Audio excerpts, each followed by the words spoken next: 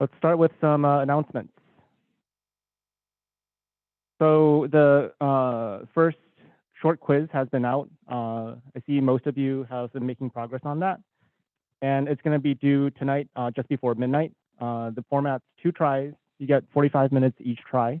This is individual work. You're allowed to reference any material that you have for this class. You can also definitely take your code, experiment it on iLab to understand what the behavior is, right? So the most important thing about these quizzes is you have to be able to explain to yourself why the answer is what it is. Programming assignment 0, the grades have been released yesterday. The vast majority of you were able to finish it with no problems. For this first assignment, what we did was sometimes there were some submission errors, right? So packaging errors and stuff like that. We were able to manually grade some of the issues that popped up, but in general, you should follow the assignment description very carefully because next time around, we won't be offering manual grading for these kinds of issues. Okay, so be sure to follow the assignment description very carefully. The first programming assignment, PA1, is going to be due Tuesday. As of this past Tuesday, the major ideas that you needed to work on PA1, we've already discussed in class. And for today, what we're going to do is do some more discussion of the concepts to really help you tackle PA1.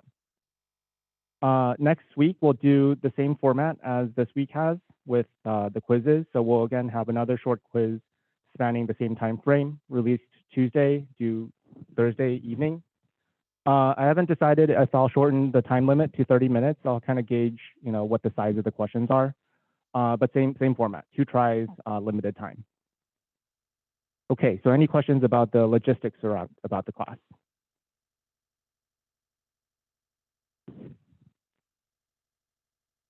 Good. All right. So I'll take a couple minutes here, just like have an open Q&A about PA1. So have you been able to try doing PA1? Nod, shake heads, nod, question mark. Okay, I see a lot of nods, good. So PA1 has 2 pieces, right? So greedy scheduling, right? Have you been able to tackle greedy scheduling? Nod, shake head. No? So what are some questions about greedy scheduling? What is greedy scheduling? Where is this assignment?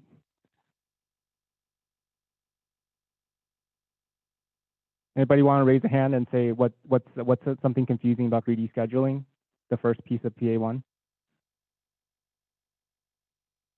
Yeah.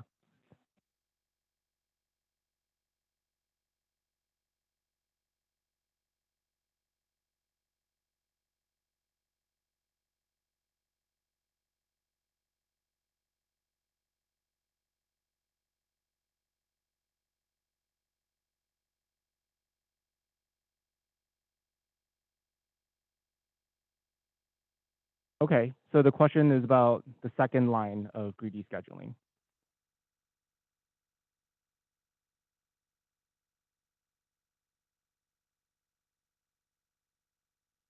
So let's go to our assignments.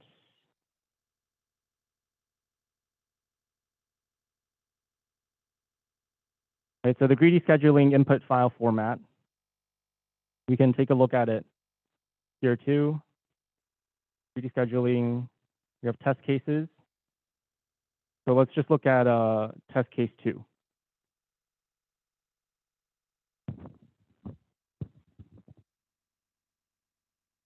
Right, so the first line is going to tell you how many letters there are going to be, so the number of jobs. The second number, this 40, you may or may not need to use this 40, right? So this 40 is really just so that if you have some particular way of writing this algorithm, sometimes you might want to know what's the biggest number that you would encounter as the end time. So at any rate, you should grab this number here, and you can decide in your program if you need to use it or not. right? And then there's some questions in Piazza about what's the sorting criteria for all this. So my only suggestion is that the sorting criteria is very particular, and you should follow the assignment description very carefully, because something that you may feel intuitively is an optimal sorting order may not actually be what the programming assignment is asking for as the sorting order. Okay, so any major questions about greedy algorithms? Greedy scheduling. Otherwise, we'll do a discussion about the code sample that leads to greedy scheduling. All right. So the greedy scheduling sample code that you see actually is a copy of this code here called sort job selection. And sort jobs is kind of a parallel piece to programming assignment 1, where it's really hard to do both of these at the same time. Okay, so what we got is sort jobs is a part of the assignment that leads to greedy scheduling. And so if you go to sort jobs, here you got an autograder here too, and you can run the autograder in sort jobs and see that sort jobs already has a program that satisfies the task for sort jobs. Now, what's the task for sort jobs? We can go look at the test directory, and let's see some test case for tests. So the sort jobs problem is much simpler, right? So here you have 8 jobs, 8 letters, and it only gives you 1 number to sort by.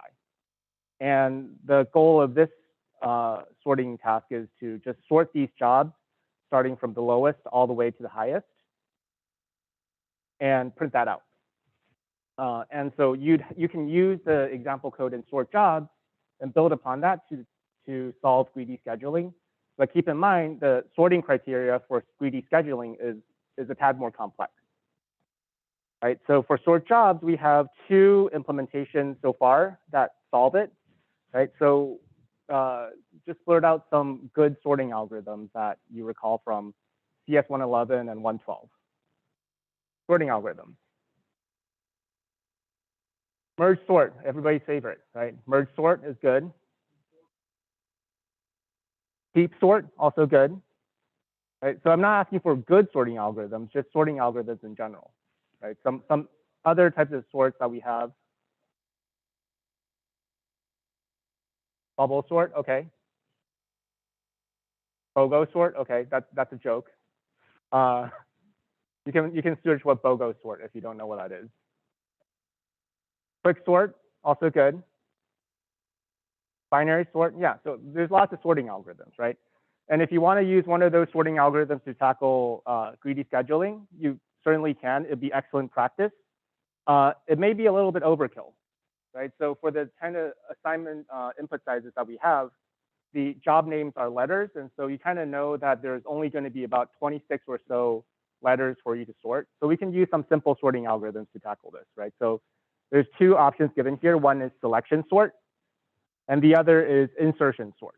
Right? So selection sort is not very efficient way of sorting, but it's what's offered in the sort job selection.c sorting approach. And so if you come into sort jobs,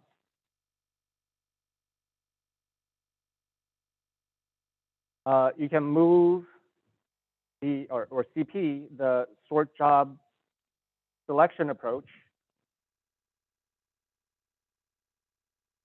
and name that as sortjobs.c, right? Just overwrite sortjobs.c. You can use the sort jobs approach to tackle this demonstration. So you can run autograder, and running the autograder will sort these properly, right? So this is a correct sequence for the sort job task, right? And so let's study a little bit what the sort job C code is doing. And this may help you with the greedy scheduling problem.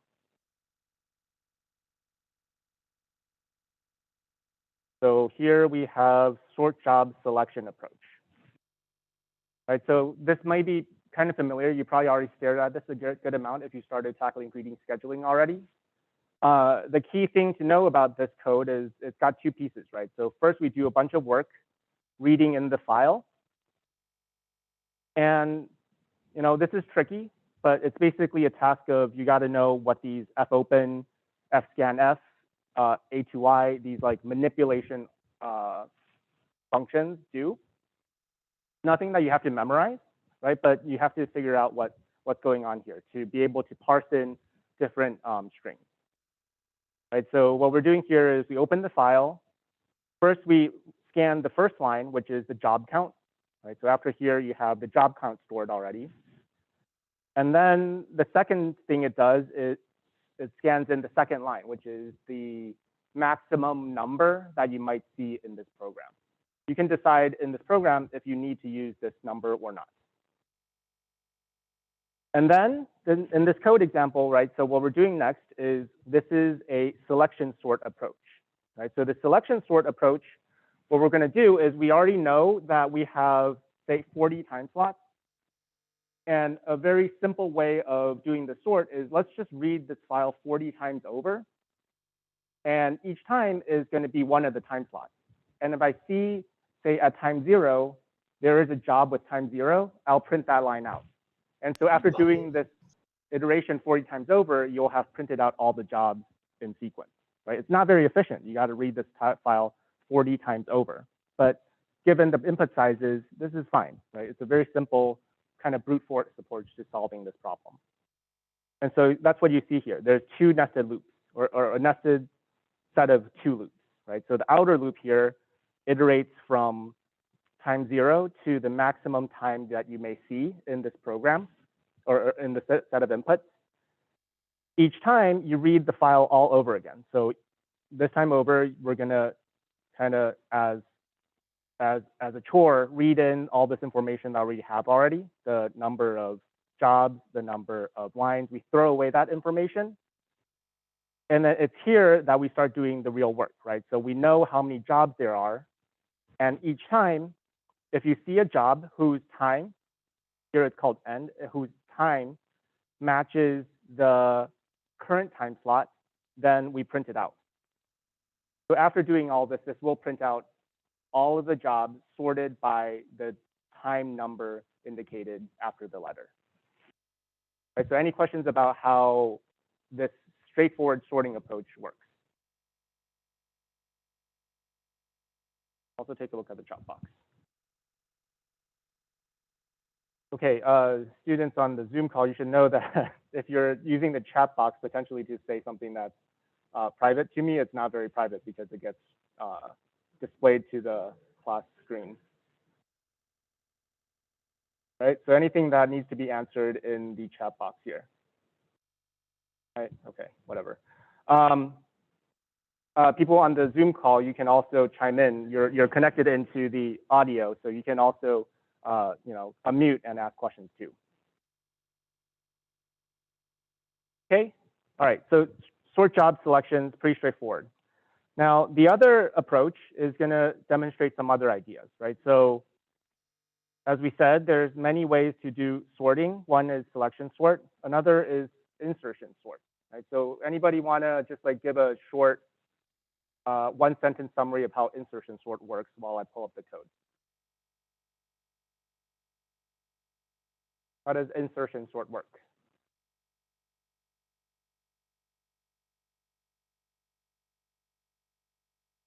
Crickets? Insertion sort?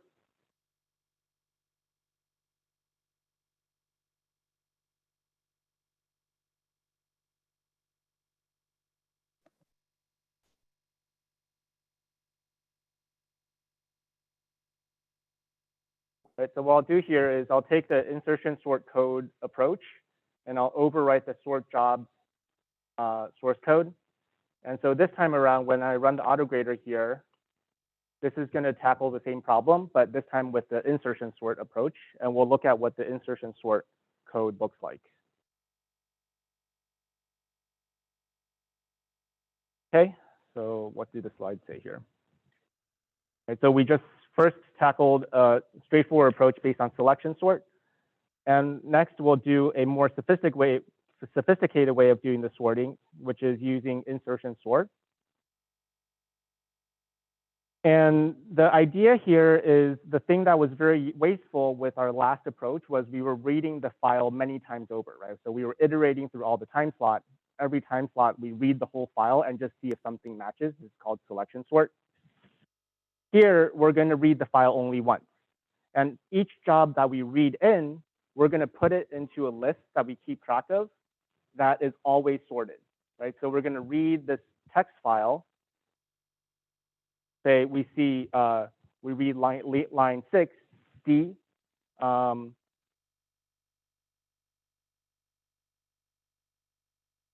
We read line, say, 4, B. It has a time of 10. We'll be keeping track of a whole list, and we'll insert the job B at the correct time so that this list that we're keeping track of is always sorted. Right? So, and this list, what we can store it as is going to be a linked list. And so what we'll talk about here is how do we use C to implement a linked list, and how do we use C to keep inserting items into this linked list so that it's always sorted. Right, so here is the example code for doing that. Sort jobs insertion.c.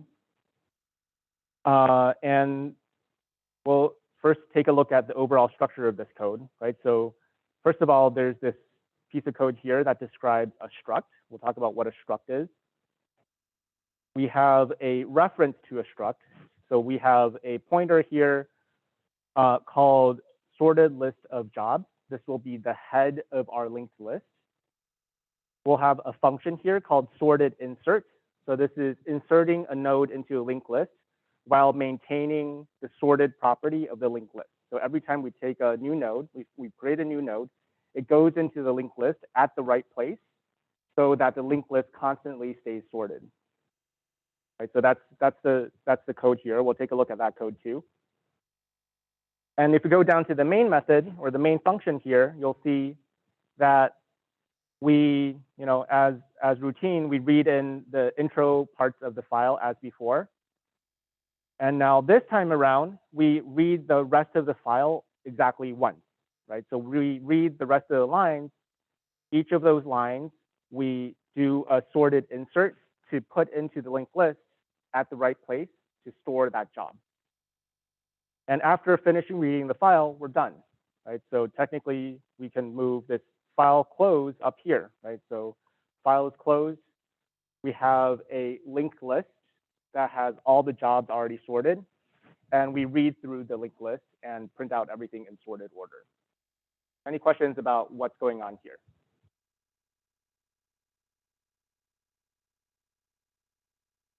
Okay, so the first piece of this is we've got a struct, right? So what is a struct in C? So recall building data structures in Java, right? So how would you construct the nodes in Java to build a linked list in Java? Yeah.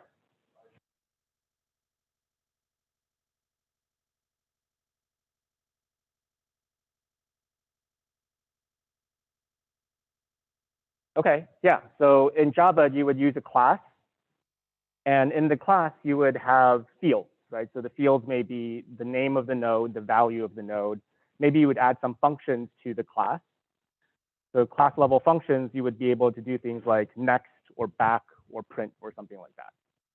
Now, C is a simpler language. It's very much a predecessor language to Java. So it doesn't have object orientation. You don't have these things called classes. Only in an extension to C called C++, do you start having things like classes and objects like that. Here in C, when they designed it, their idea was you have this structure or this syntax called struct, which is like a little piece of memory that you are able to use to structure information. This is what you use to make the nodes, right? So struct means structure, and all it means is every node consists of these pieces of data, right? So you create a piece of memory. In that memory, you'll always find these three things in sequence. You'll find a integer storing a time. You'll have a character storing the name of the job. And then you'll have a pointer pointing to the next node that is the next node in the linked list, right? So here you have the fields aspect, the where you put the data for your linked list nodes. And in addition to that, you also need the methods. You need the functions to manipulate the linked list. And here in C, you just basically write these separate functions to work with the nodes. Right. So any questions up to this point, right? Up to about here, where we're about to start talking about the actual function to insert nodes into the linked list. Yeah.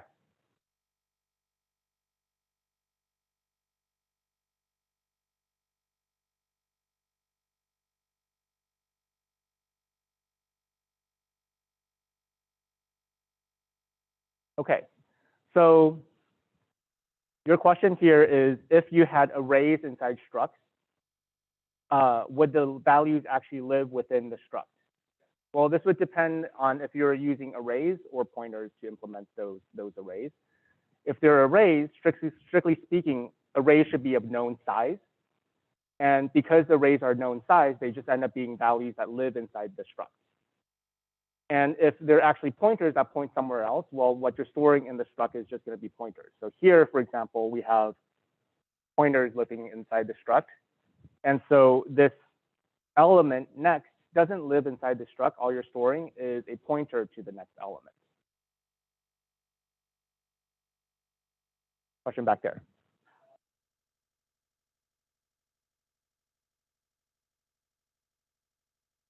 I can't hear any of that.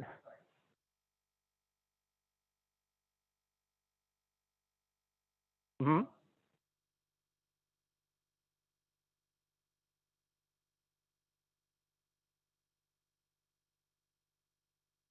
Okay, so let's talk about that, right? So we're launching into the sorted insert now. So how do we do sorted insert? And so before answering that, let's take, you had a question here?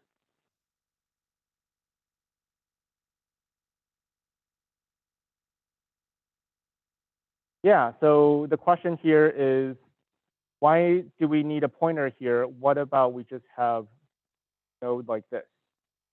Well, okay, so this doesn't work, right?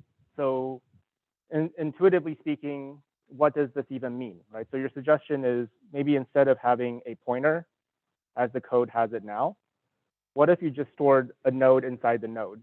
Well, a struct has to have a fixed size, right? So the compiler needs to know, here's a struct of type node. It consists of these pieces. And now if somehow you wanted to have a language feature that allows you to put whole struct nodes inside the struct node, then this just is a recursively defined type, right? So inside the struct, you're shoving in another node, which inside of that, there's another node. And so this thing just becomes a indeterminate size. So instead of doing something like that, where you're trying to put like a node inside a node, we make it a pointer so that all you're pointing to is somewhere else there's a node in memory. And so we just store the pointer to it. Good question.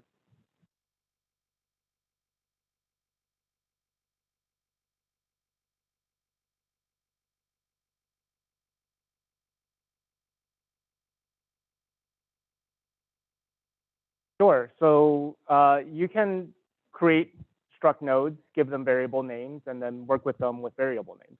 Or you could store them in arrays. Or in this example here, we're going to store them as a linked list. So we'll see like accessing these nodes in this example here.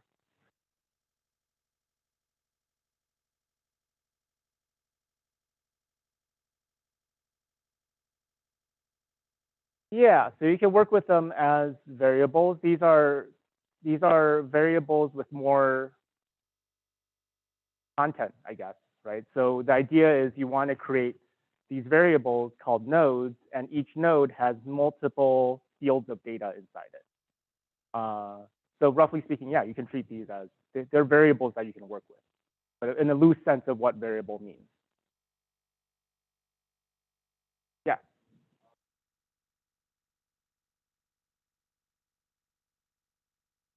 So what differentiates a struct from a class?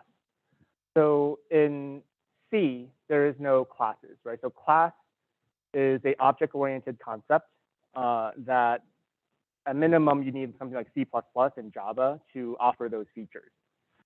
And another thing about classes is classes contain class fields, right? The data, and typically they also offer class functions or class methods, ways to work with objects of that class.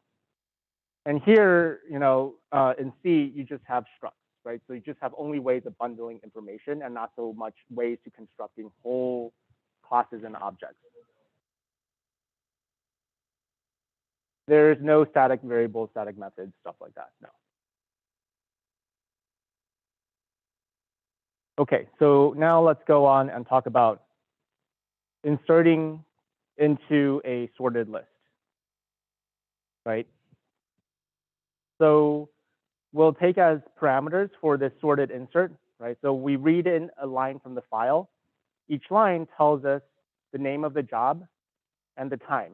And the tricky thing here is it's actually the time here that's the more interesting field here, right? So we want to sort the jobs by time. And so the parameter here, time, comes here first. It's a stylistic thing.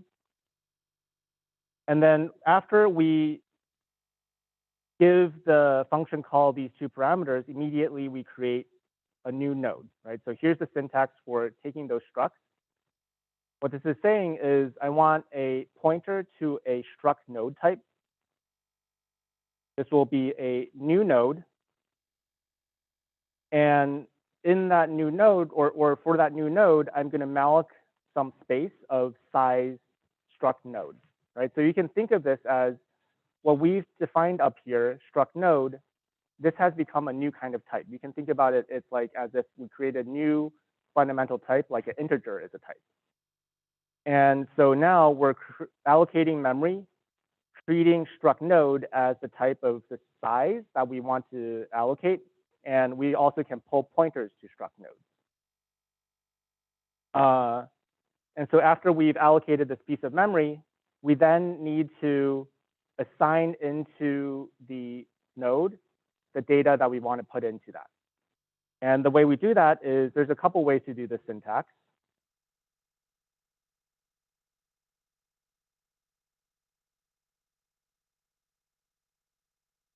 Right, so the essential way that you would do this assignment or do this assignment of fields inside the new node is, well, we want to get the new node, right? So new node here is a pointer to the node we just allocated. And because it's a pointer, we need to dereference it. And so now this here, what I've highlighted now, this is our node. And the syntax for getting at the field inside the struct is via the dot, right? So we say we got this struct node. We want to get the field inside the struct node, so we put a dot there. And now we can say, okay, time of this struct node, and we can also say this time should be the parameter time, right? So the time comes in from the parameter, and now we've set the time of the node to time. And we can also set the job letter. So job equals parameter job. And we can compile this. It accepts it, and it does the same thing. Now, there's some syntactic sugar here. This turns out this kind of syntax, this code that you would write here, this idiom, where you have a pointer, you dereference the pointer. Now you have a struct, and you access an element inside the struct. This is something that shows up so often in C that we give it a shorthand, right? So instead of all this code here, you can instead use the pointer, or sorry, arrow notation, where this arrow here, so this line 24, line 24 is equivalent to what I've written on line 23. They're just the same, they're the same, exactly the same, but just different ways of writing it. And same thing for the job. Instead of doing this dereferencing and then accessing a struct element, you can use the arrow notation. Right? So these lines of code do exactly the same thing. And after this point, we've taken our new node and we've assigned the field values into it. Okay, very good. So any questions up to this point? What we'll do next is we'll actually now put it into the linked list at the right place. Yeah, question back there.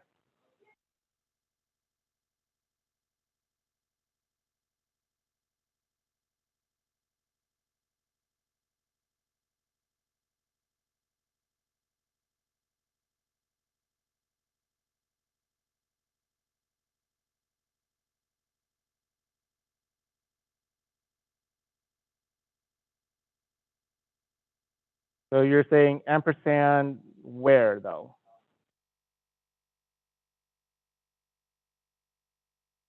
Here. No, right? So malloc returns a pointer.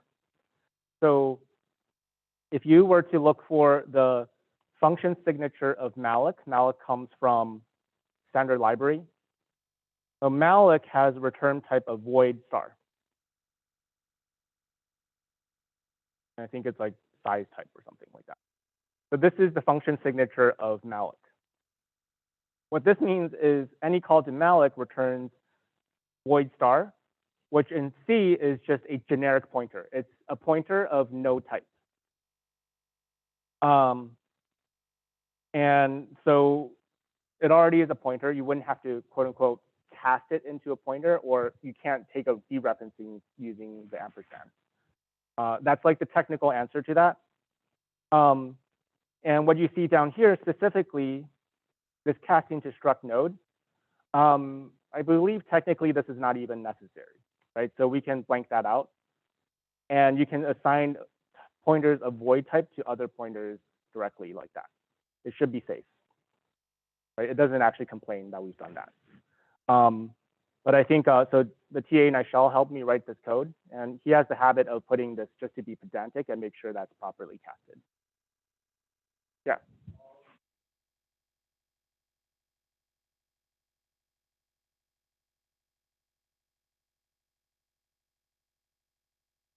The size of, yeah. So what is the number of bytes here, right? So that's a good question. What is the size of a struct node, right? So here we said size of struct node. What is the actual size? Well, as you say, you can try estimating it. And I'll tell you the wrong answer first and then tell you the right answer. So the wrong answer would be, okay, looks like integer is 4 byte, character is 1 byte, and node, these pointers are 8 bytes. And so 4 plus 1 plus 8 should be 13. And so if you eyeball this, this looks like it's 13 bytes, but actually it's not going to be 13 bytes. So let's print that out, right? So what is size of struct node?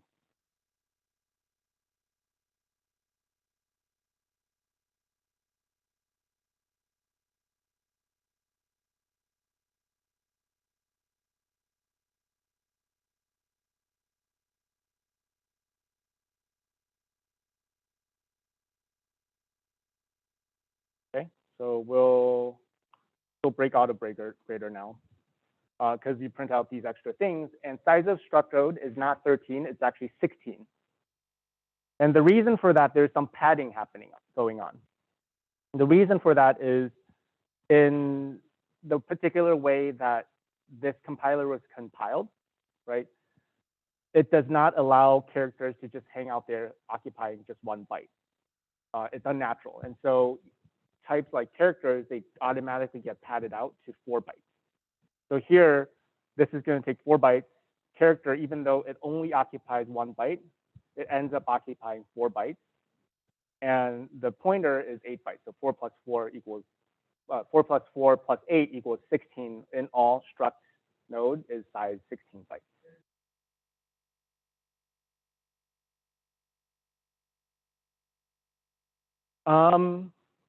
In a struct, it does that.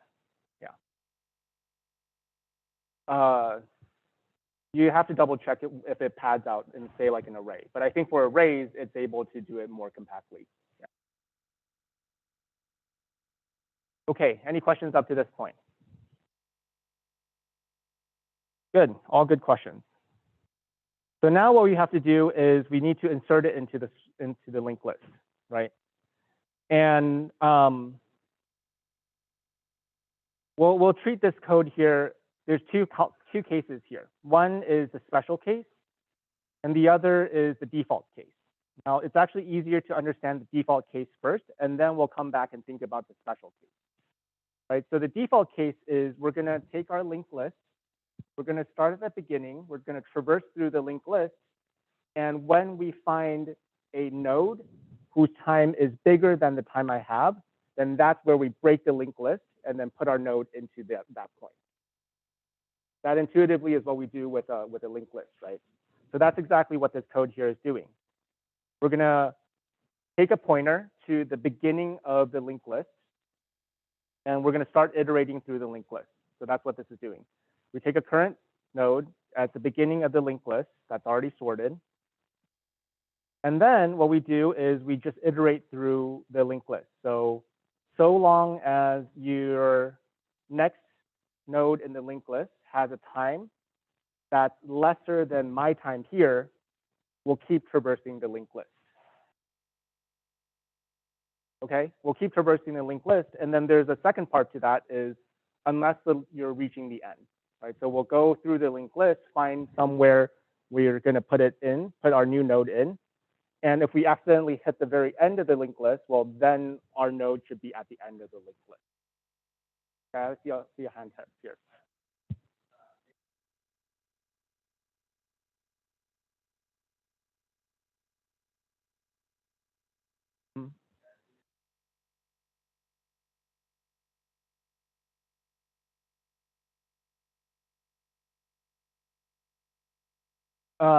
So it pads it out into multiples of 4.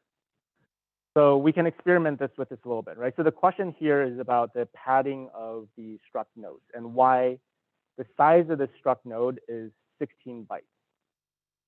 And the reason it got padded out is here we have just a character, which is just 1 byte hanging out there. And I believe if you told it that there's more characters here, so this is like bogus, we just have an extra field here, that's also another character. The compiler would know I can group these together and I haven't filled up that increment of 4 yet, right? So we can compile this and the size of it should also be 16. I need to bring back the print statement.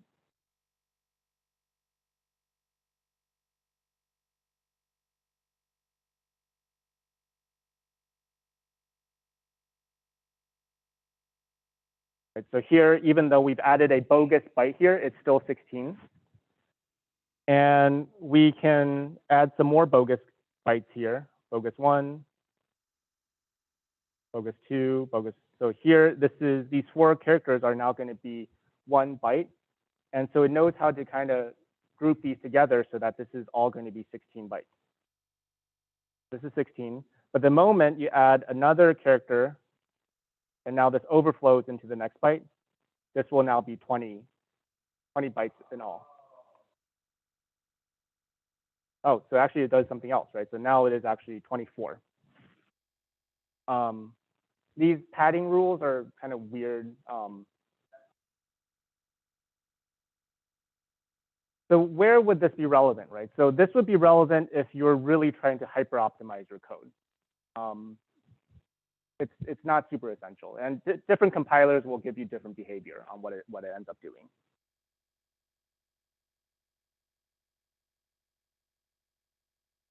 Okay, so that was kind of a aside to the struct padding, byte padding. Where we were just now was we were iterating through the linked list. And once we find, we iterate through the linked list. And so long as you want to keep traversing through the linked list, our current node just keeps going to the next linked list node. And once we find it, from there, that's where we break the linked list and then put our new node into that point. And how do we insert into the new node at that point? Well, you basically have to shuffle the linked list pointers around, right? So you're going to insert it between where you traverse. So the new node's pointer is going to point to current node next. Current node next is going to be pointing at where we are now. And this effectively puts your newly constructed node into that point in the linked list. Okay, so that was the general case. And there's also the special case, right? So the special case here is, well, what if this new node that you construct should go at the very beginning of the linked list? And that may be the case if the linked list is starting off as empty. That's a special case. Or if the new node that you have right now, the time is the smallest time there is in the linked list, and so this new node should live right there at the beginning of the linked list. And so that's what this special case here is doing. Okay, so that's the sorted insert function. Any questions up to this point about sorted insert?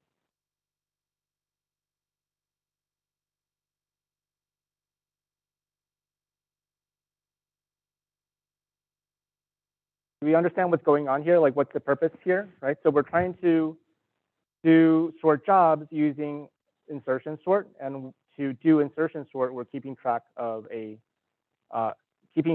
jobs in a linked list. And here, this is the function that allows you to take a new job that you just read and put it at the right place in the linked list. Good. So that brings us up in the main function all the way to here. And then what's remaining is we need to, once we've constructed the sorted linked list, we just need to go back to the beginning of the linked list and traverse through it.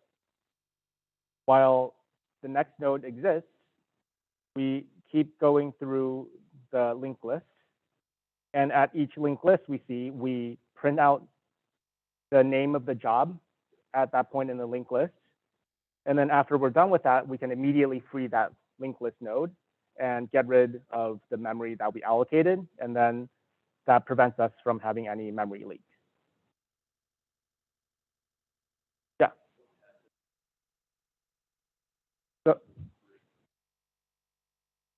So why is it bad to have memory leaks? So recall in Java has a thing called a garbage collector, right? So anybody remember what the garbage collector does in Java? Okay.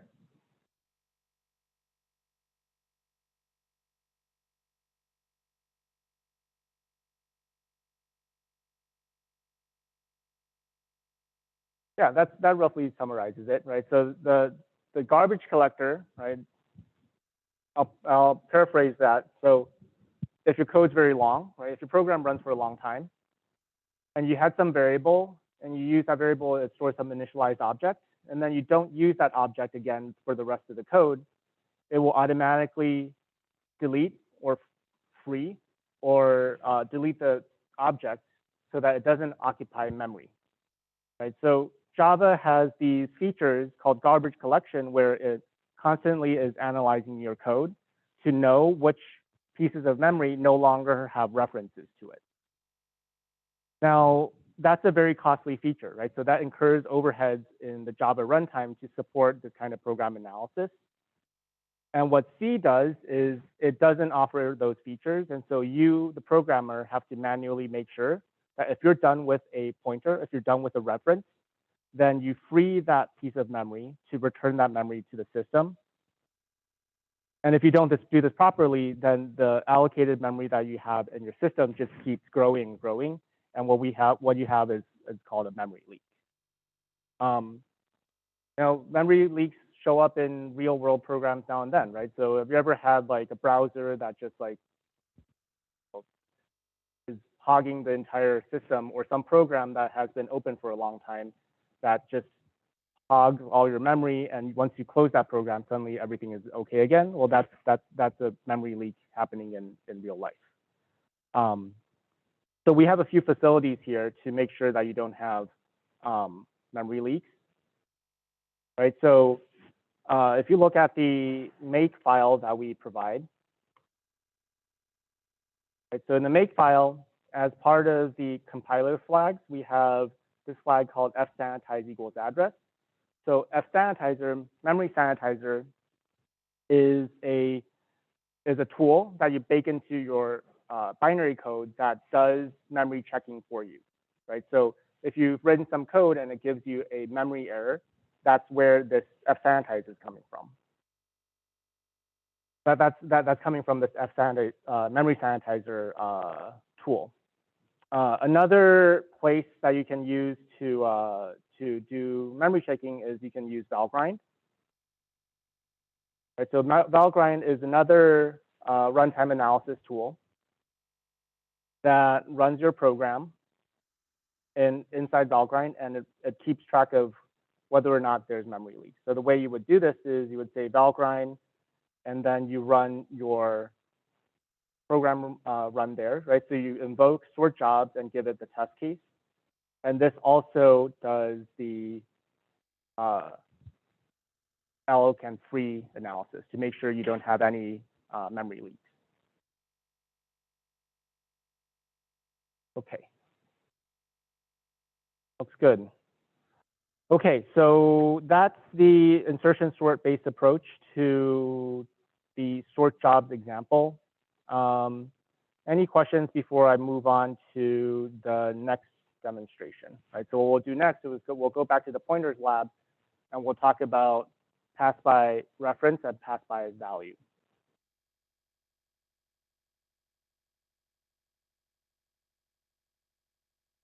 Okay, so how is, yeah, back there.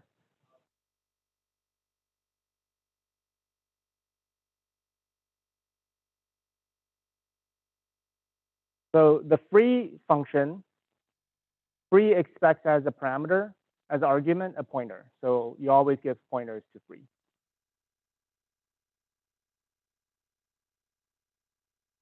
I couldn't hear that last part, sorry.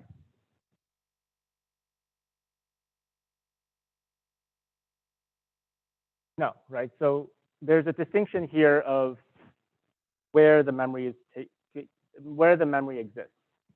So the distinction here is you only free pointers that you allocate. So this temp here, if you trace where this temp is coming from, temp in your code all the way goes back to the creation of the linked list.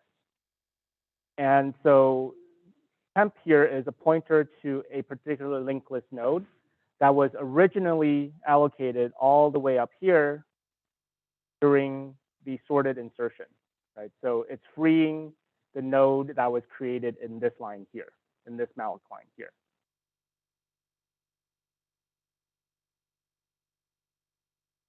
Yeah, you have a hand up or?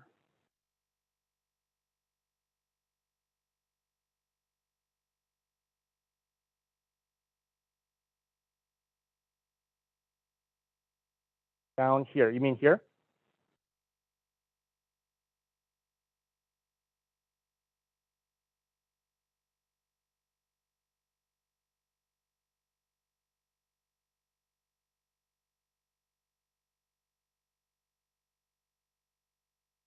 So struct node equals sorted list of nodes.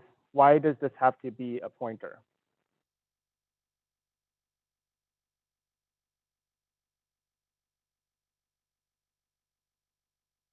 Right, so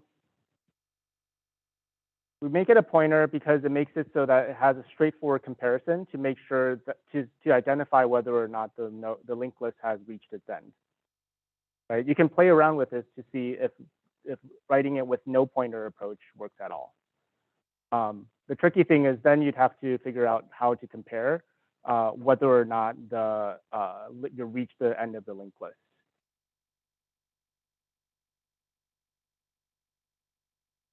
Would it still have .next? Well, then you'd have to kind of reconfigure the code to check if .next is a null.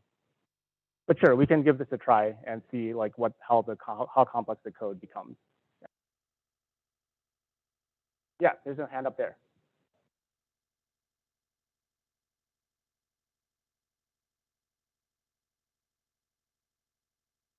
So there's a program analysis going on there, right? So why is it that malloc, you have to tell it exactly how much memory is being allocated, and free knows how much, free knows the size of what's being allocated. And so this is being kept track through the types, right? So this call to free here, this call to free is being done with the variable temp. And if you trace where temp comes from, temp has a type of struct node. And so struct node is the type pointer to struct node. And it knows how big a struct node is. And so that's what's providing the semantics to free on how much memory to free at that location. Right, so this is being kept track of via the type of the pointers.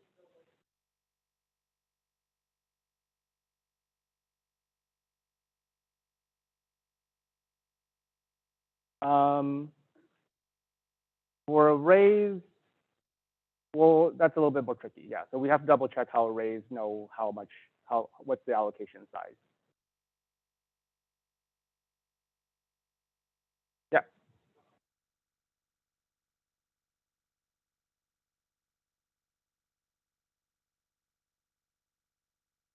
Yeah, so the question is, how do we dynamically allocate array sizes for sizes that we don't yet know, right? So this is a good point for us to go to the pointers lab again, pointers.c, and see the example of allocating arrays of variable sizes.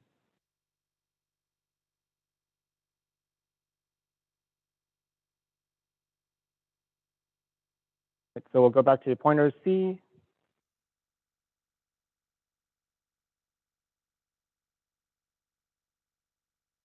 Right, so we'll just double check the notes again and make sure that we're covering what we need to cover. Right, so we finished up the simple selection sort based approach to sort jobs, and then also insertion sort based via linked list. And now we'll go back to pointers.c and talk about passing by value, passing by reference. And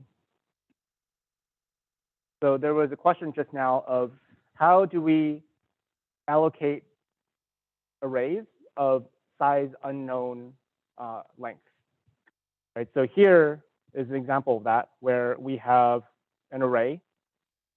We want to create an array of 3 integers, and the array size 3 comes from this variable here, right? So this variable, this is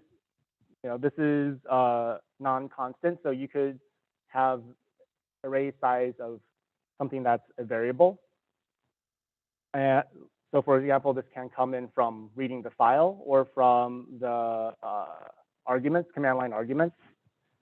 And this variable goes on into malloc.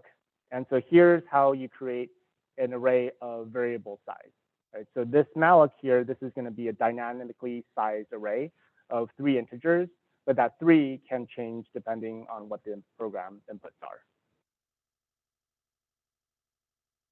Yeah.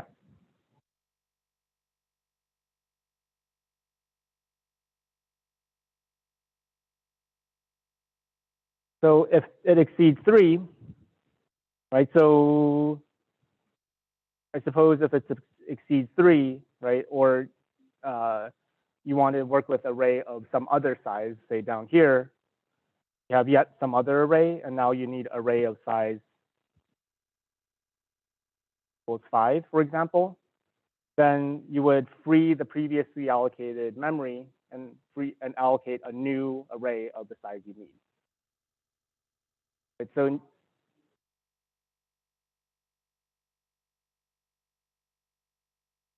so you can iterate. So the question is then, okay, if suppose you've got 2 arrays, you need to shuffle data around. Well, then you go ahead and shuffle the data around, right? So you go iterate through the elements of array and copy the elements over from the first array into the second.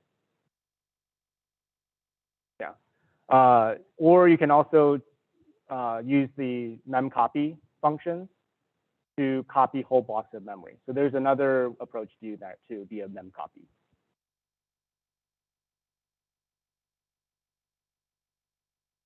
Okay, so here we are in pointers.c again. Right, so as a kind of a catch up to where we left off on pointers.c, we worked through an example lesson 6.1, which deals with a 2D array.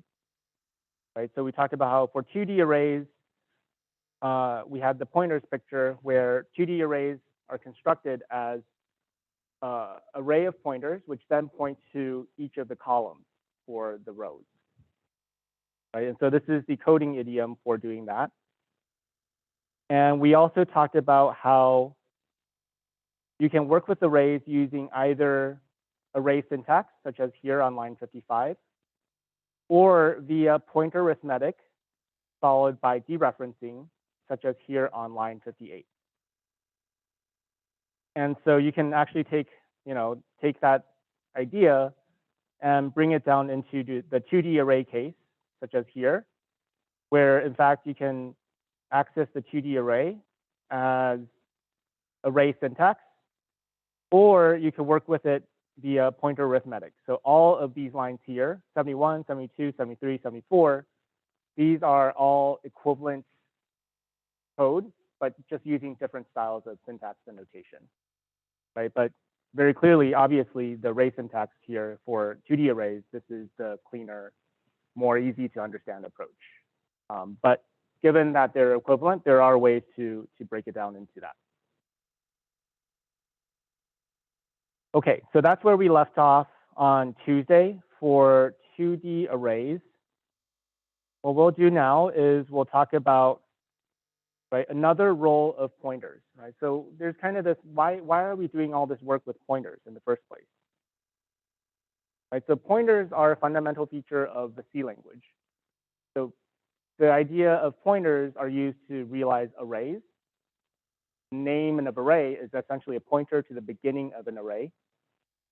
They're also used to pass parameters as reference, right? So this becomes a mechanism for returning data back to the function callers. And as we saw just now, pointers are a vital mechanism that we use to implement data structures, right? So we just now saw an example of using pointers to build a linked list. And here in this next little lesson here, we'll talk about using pointers to realizing paths by reference.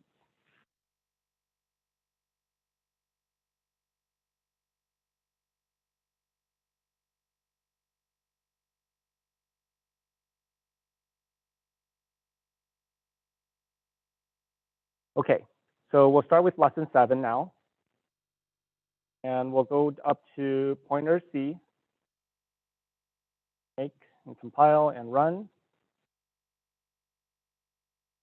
And up here in lesson 7, we've got, let's look at the code first, right? So we've got two integers, a and b.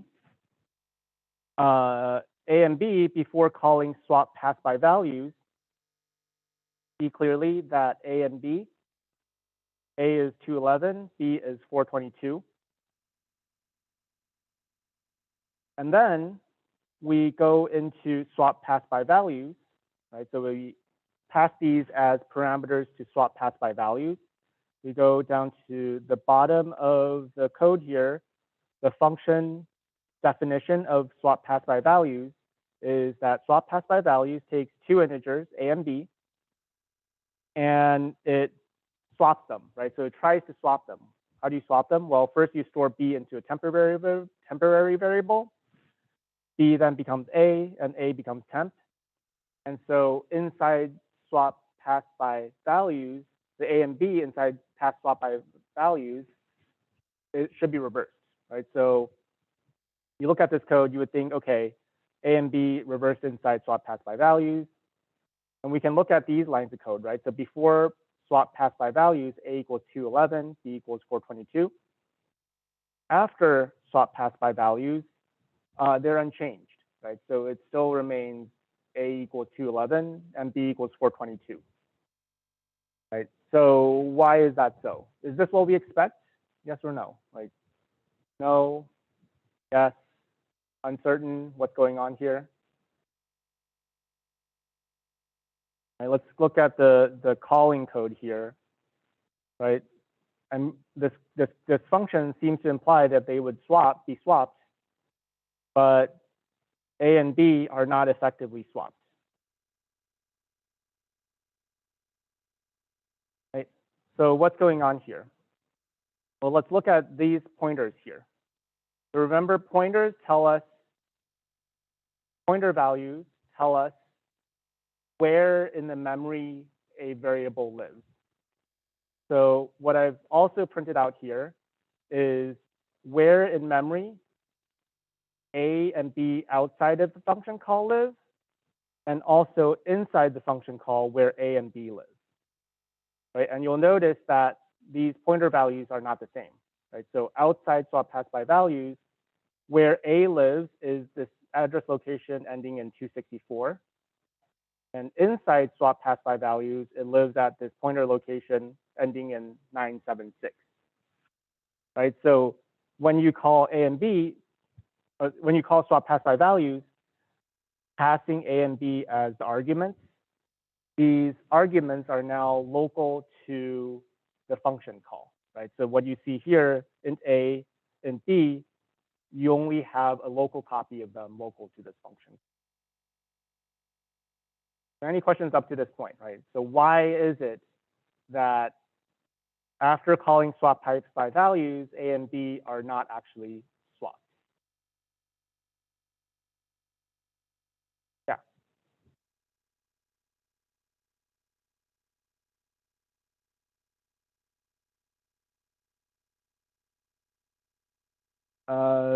You're coming out kind of muffled, sorry. Yeah, so just, yeah.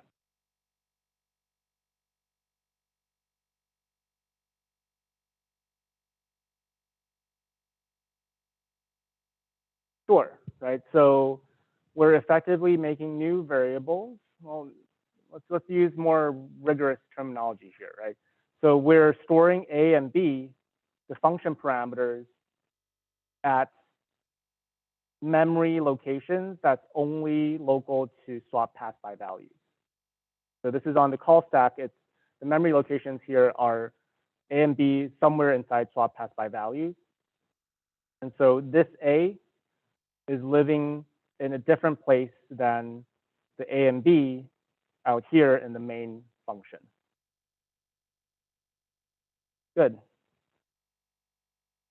Okay, so how do we get a effective swap pass, swap function then? How do we get a effective swap function such that when you call swap, you actually have an effective swap where A and B swap locations? Well, we do that using pointers, right? So this is called swap passing by reference. So when we pass by reference, it means that instead of passing the variable itself, we pass pointers to the variable so that whatever goes on inside the function actually propagates out into the caller function, whoever is calling that function. So here, that's what we're going to do in this part of the code here. Lesson 8, passing by reference. Just as before passing by reference, we have A and B, A equals 211, B equals 422. We invoke swap pass by reference. And you'll see now there's something interesting happening, right? So when we pass into A and B, we put an ampersand before.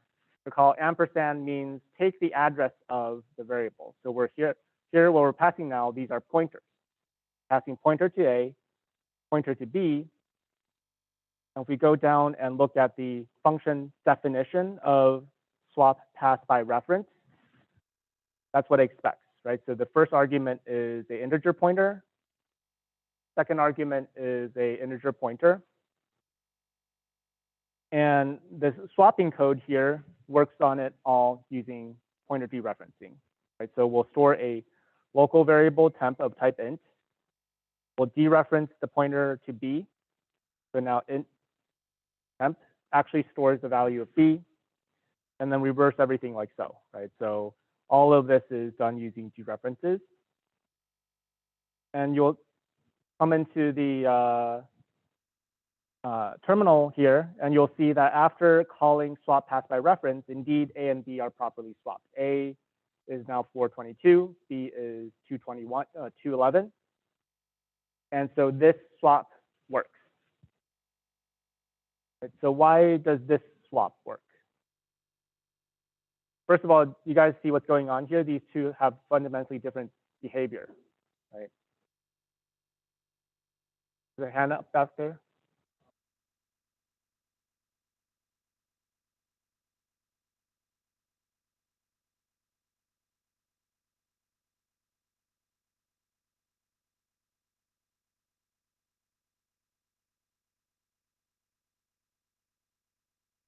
Yeah, right. So to paraphrase there, what we're passing here are addresses to the data so that whatever happens inside swap pass by reference, because it's working on addresses pointing to the main function.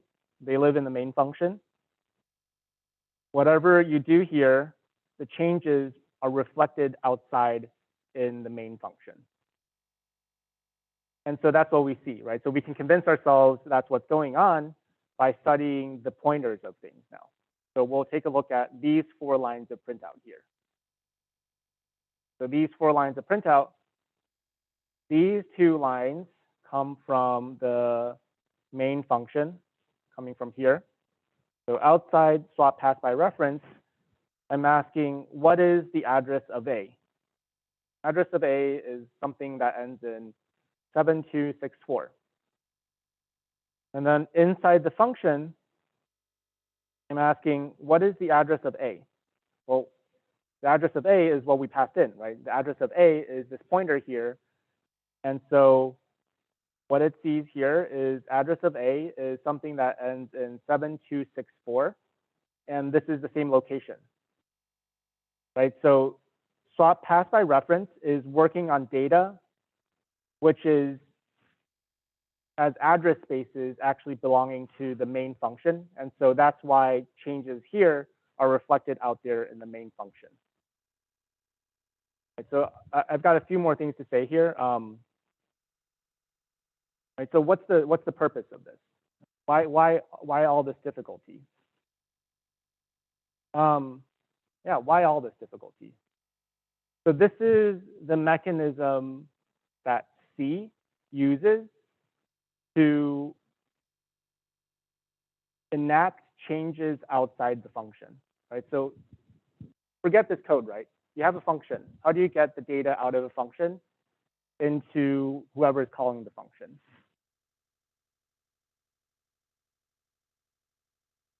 Yeah, so we're very used to functions and methods having a return type, right? So that's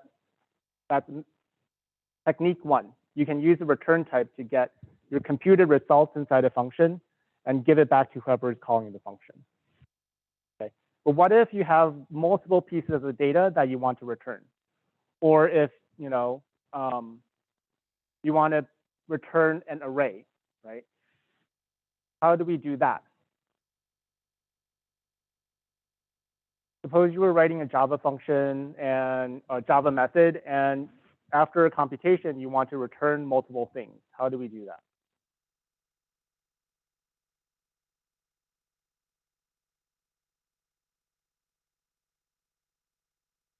Yeah, so you would take them as input objects and modify the objects, and those objects will be reflected out in main method or wherever else, right? So that's another approach. And so that's the same mechanism here, right? So the subtle thing here is Java passed by value or passed by reference? It's a kind of trick question. Depends on the data type, okay? So what do you mean by that? Depends on the data type.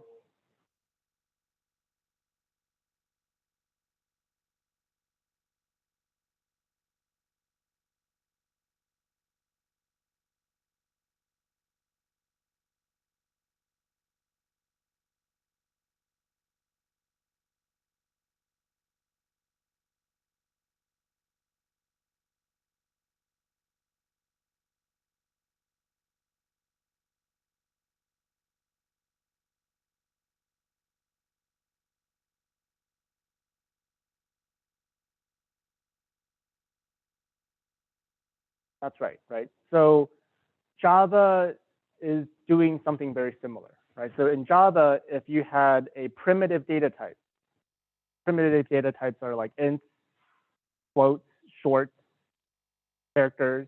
The primitive data types are passed by value. Now, everything else, it seems like it's being passed by reference, right? So if you pass an object, the modifications to the object get reflected out there. But really, the deep reason that it seems like it's passing by reference is that objects in Java are really just pointers, right? So when you talk about, I've got an object in Java, well, this object, we're referring to it as a reference to an object, and references to objects are essentially pointers. So when you pass pointers, when you pass objects, the modifications to the object come back outside, right? So you in the screen sweater there had said, yeah, that's one way to return computed results back to the main method. And there's a kind of a third subtle thing here, right? So other languages other than C and Java offer things like multiple return, right? So in Python, if you've had a chance to work with Python at some point, Python gives you the facility to, I want to return lists of things. So that's another way to return multiple data types. C is very strict and it's old school. And so this is the way in which we return multiple data or affect the outside world, outside of the function, with the computed results inside functions. Yeah, over there.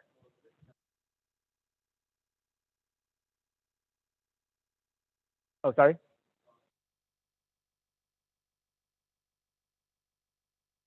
So that's a good question, right? So do we call this pass by value or pass by reference? We call this pass by reference because what's being passed are references, are pointers. But really what you're passing is just pointer values, right? So if I took another view, which is a pointer is just a number, and I'm just passing numbers around, the numbers themselves are being passed by value. It's what we mean, what the numbers mean. The numbers mean pointers, such that pass by reference is enacted this way. Yeah.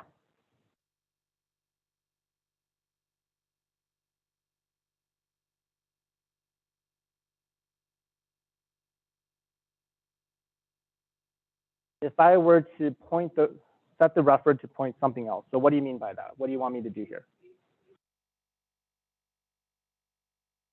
Equals malloc? Oh, wow, okay. Well, okay. Size of int. Well, this is a surefire way to get to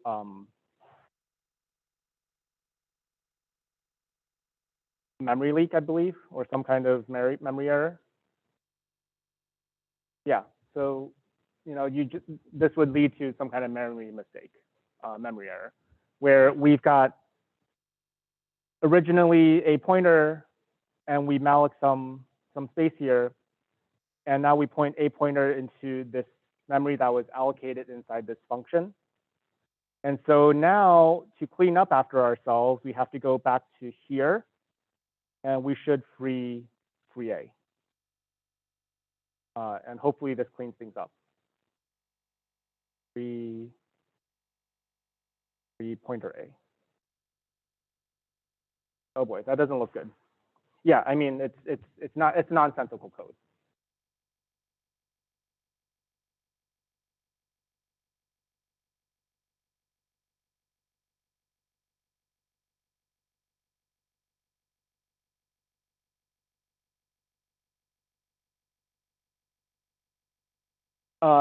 So assigning the number, yeah, so it has no effect outside the function, right?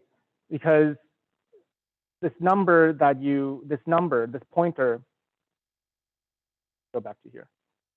So this pointer here, this number doesn't live anywhere outside of the main, outside in the main function anymore, because the values themselves are, the pointer values themselves are being passed by value.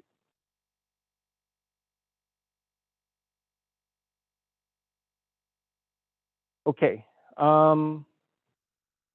let's see. So in the remaining 5 minutes, right? So what we've done today is we covered things that you need to know to really tackle greedy scheduling. So how many of you have tried tackling matrix chain multiplication? Right, so some hands here. Right, so what's the most confusing part about matrix chain multiplication?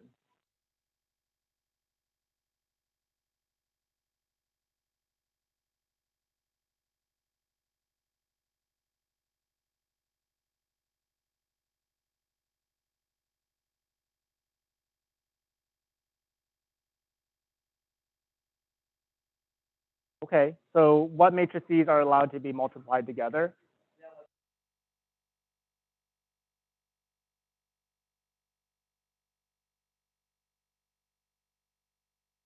Hey, we got 4 more minutes of class still, so hang tight. Yeah, so the question is, are we going to be ensured that A, B, C, D are always going to be multiplied together, right? So in the example code given, right? So if you're tackling matrix chain multiplication, you have 2 pieces of code that you can study.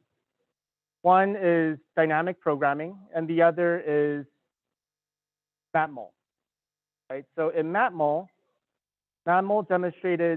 demonstrates doing matrix chain multiplication. And the question here was, are we always going to be guaranteed that the matrices can be validly multiplied together?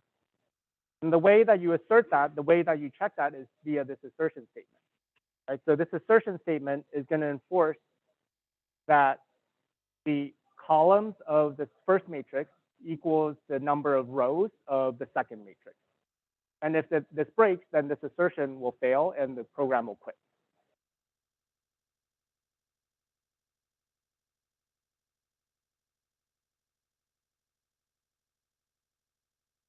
Yeah, so matmul is available now. Yeah. So if you git pull, you should be able to get the matmul demonstration code.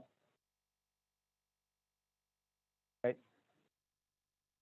So the task of matrix chain multiplication is basically 2 pieces. Right. The first piece is figuring out what's the best multiplication order. And the second piece is doing the matrix chain multiplication itself. The first piece of figuring out what the optimal order is, the dynamic programming example here gives an example of doing that. And the matrix multiplication code shows you how to do 1 pair of matmul. And so basically your task is to take these 2 pieces of code and meld them together to tackle the mat chain mul programming task. Okay? All right, so we'll go ahead and call it at there. I'll stick around to take more questions, and good luck with the assignment. Yeah.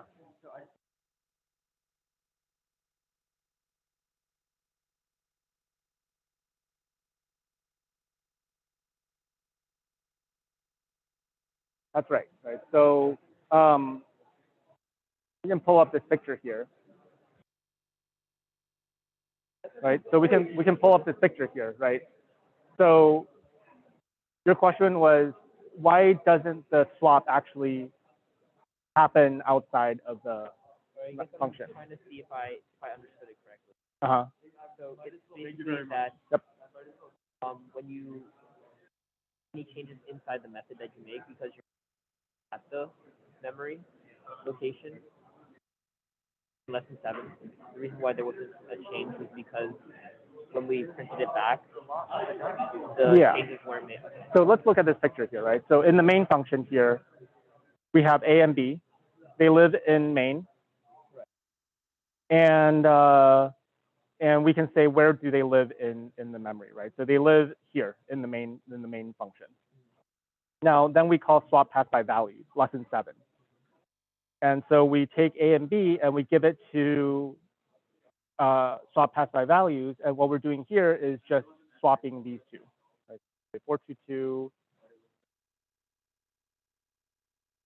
211, and then we exit this function, right? So once we're back outside this function, well, back in the main function, well, this was not actually disturbed by that. This didn't change. So what instead, path by reference, what we're doing is you gave it the pointer, right? So here in path by reference, you're giving it the pointer value, the location of the original. So what are we actually swapping when we do this? Well, we're actually swapping the numbers live out here. So doing the swap there, swap taking place out here and so that's why after all of it gets affected, effected, like actually the swap takes place. Yeah. Okay, who's first?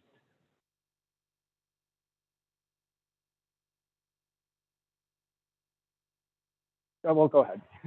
You lost your chance. Yeah, fair enough. I was wondering about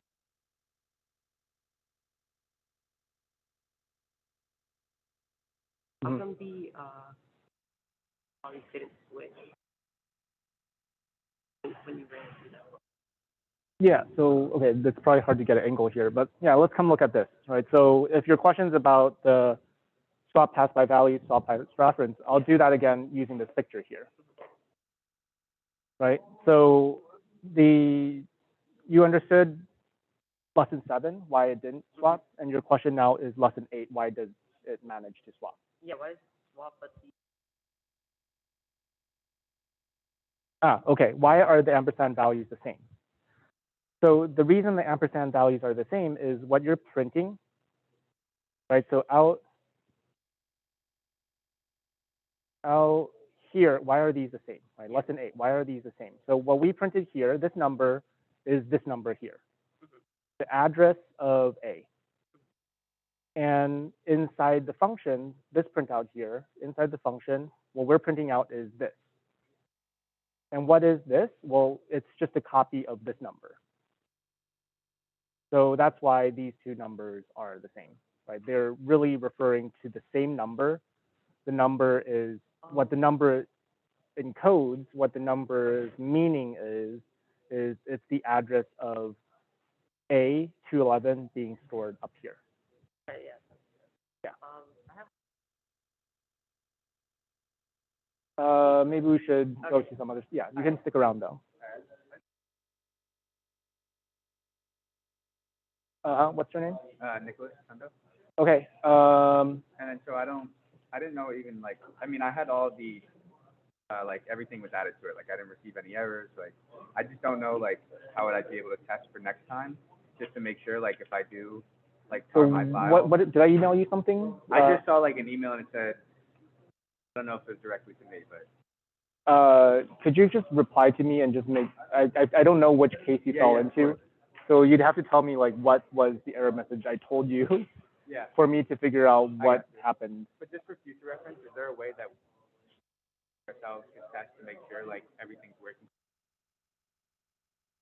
Or Well, the tar file should be, it's just a compression. right, so you can open the tar file again and see Oh, that okay. All right, you then I'm get good. everything. All right, I Yeah. think I might have just submitted the wrong tar. I have the right one. Right, so when you submit, yeah, you download the tar file, you can move it back to iLab, yeah. open it, make sure that it's exactly the same folder Yeah, that you yeah. had compressed. All right, I'm all good. Yeah. Yeah. Appreciate it. Yeah, I think we'll go to him first. Yeah. So I just wanted to ask, it's gonna be uploaded tomorrow? Yeah. So it takes me some time to upload the videos, right? So usually I try to get it up by within 24 hours. Okay. Yeah. Have a good day. Mhm. I have one Coming from is 0. Mhm. So the buffer was 2. It's just arbitrarily picked. Right, so 256 is just like 256 characters being read maximum. Mhm. Hi. Question. So, Sit down here. when working with unconstants, I don't know if I'm gonna have to like use pointers to retrieve values. When originally in the code,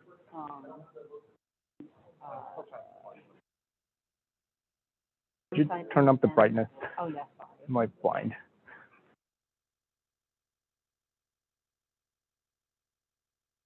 Good. Yeah. Okay. Originally in the code, you use, and then you don't use.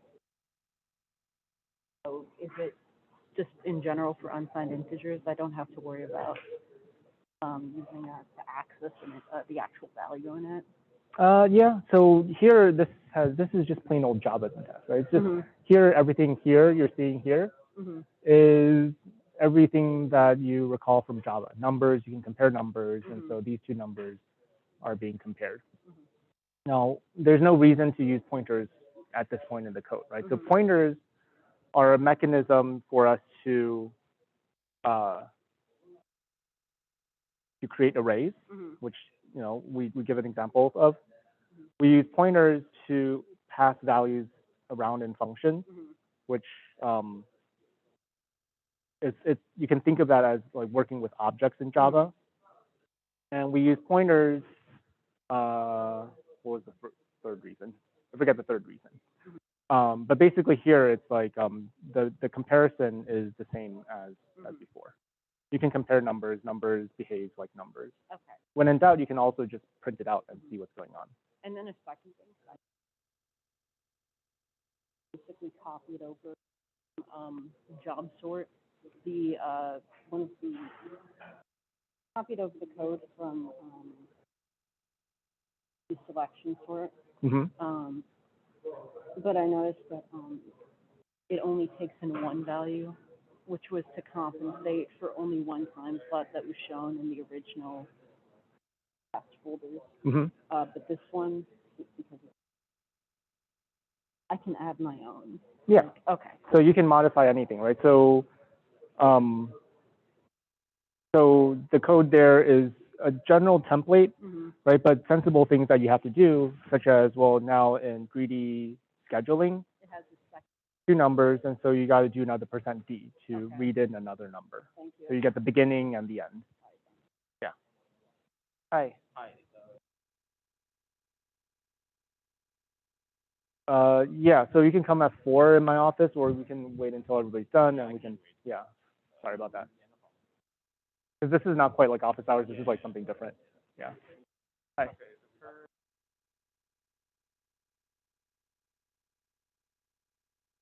I was able to do it, but not recursively to get the least number. Mm-hmm. So you've submitted everything already? I submitted that, but Mhm. was the goal supposed to get the least number multiplied? Like, you already gave the number, Mm-hmm. but the way I multiplied them was in order, Mhm. and I'm pretty sure that isn't the most. Yeah, so now you can do New Game Plus, right? Try to do it in the... Oh, so okay, so the initial, like, that was the first goal, and this is the second. Well, if you're passing the auto grader, then that's what we'll see, right? Okay. Unless you're using an outrageous number of multiplications, such that the code times out, you're fine, right? You can Okay. multiply them in sequence, but it would be nice, now that you've already submitted it, to give it a try, right? Try using recursion to follow the make multiplication chain that cost gives you, to multiply the matrices in the right order to get the minimum number of multiplies possible. All right. You know, it's a cool problem. It is. Yeah. Yeah. I'm like confused on how we go about checking which is the most efficient. Like, I understand, like, let's just say there's like a function that's like, it tells you the cost of multiplying like whatever matrices you put in there. And like, I get that, like, I don't know who said it, but like maybe it was written on the site, but I got the idea in my head that it's supposed to be done recursively, right? But I just have no idea, like, what am I How, supposed to do? where, Like, who, what do where? I pass in, and then, you know what I'm saying? Sure. So let's look at the dynamic programming